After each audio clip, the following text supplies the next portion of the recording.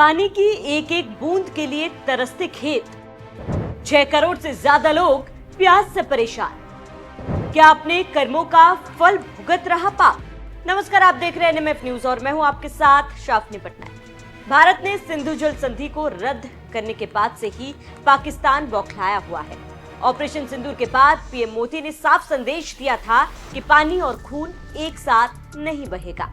शायद तब पीएम मोदी के इस चेतावनी को पाकिस्तान समझ नहीं पाया था, लेकिन अब पाकिस्तान जरूर समझ रहा होगा कि भारत चेतावनी नहीं देता, बल्कि जो कहता है वो करके दिखाता है। पाकिस्तान इस वक्त इतिहास के सबसे भीषण जल संकट से जूझ रहा है। सिंधु जल संधि के तहत पाकिस्तान को भारत से मिलने वाली पानी में भारी कटौती, चिनाब नदी के बहाव में 92% तक की गिरावट और मंगला बांध तक के सूखे जाने की खबर है।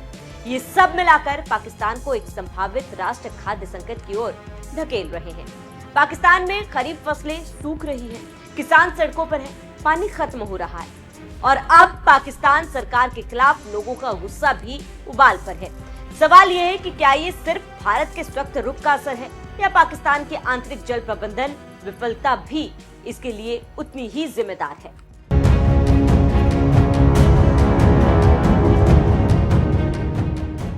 दरअसल हम बात कर रहे हैं पाकिस्तान के सबसे बड़े जल संकट की, जहां चिनाब नदी का जल स्तर डेड लेवल से भी नीचे चला गया है। इससे भारी जल संकट पैदा हो चुका है। ऐसे में पाकिस्तान का हाल कितना बेहाल है, जानते हैं। पाकिस्तान का हाल बेहाल, 92% पानी गायब हो चुका है, 4500 अरब रुपए की खेती बर्बाद। अब बात सड़कों से लेकर संसद तक पहुंची। बता दें कि 29 मई को चिनाब नदी में बहाव 98,200 क्यूसेक था। अब ये घटकर सिर्फ 7,200 क्यूसेक बचा है, यानी कि करीब 92% की गिरावट हुई है। जबकि पंजाब और सिंध जैसे इलाकों में 6.5 करोड़ लोग इसी पानी पर निर्भर हैं। अगर यही हाल रहा तो खरीफ की 40% फसलें पहले ही सूख चुकी है, बाकी पर भी संकट मंडराने लगा है।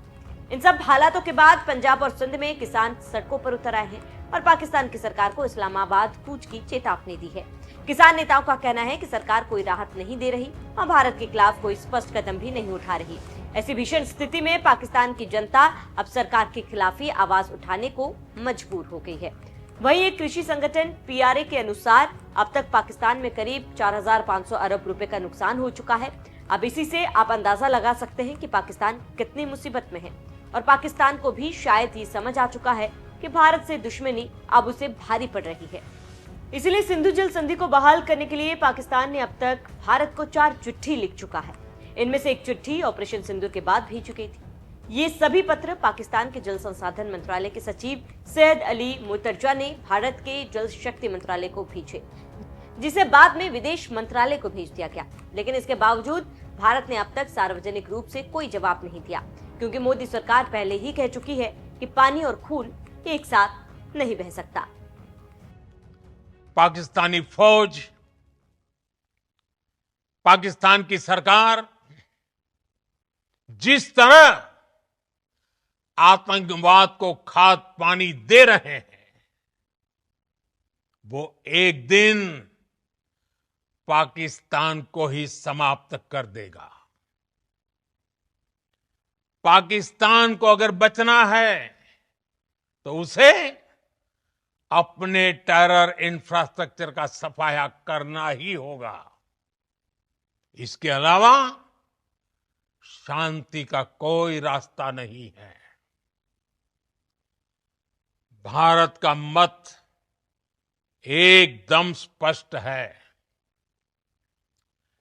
टेरर और टॉक एक साथ नहीं हो सकते। टेरर और ट्रेड एक साथ नहीं चल सकते और पानी और खून भी एक साथ नहीं बह सकता। वहीं जल विशेषज्ञ मानते हैं कि पाकिस्तान ने अपने जल प्रबंधन में कभी निवेश नहीं किया। पुराने बांध, लीकेज भरी नहरें और वाटर रिचार्जिंग सिस्टम का अभाव, ये सब हालात को बदतर बना रहे हैं। इन सब के बावजूद पाकिस्तान अब नहीं सुधरता है तो आगे जो होगा उसकी जिम्मेदारी भी सिर्फ पाकिस्तान की होगी।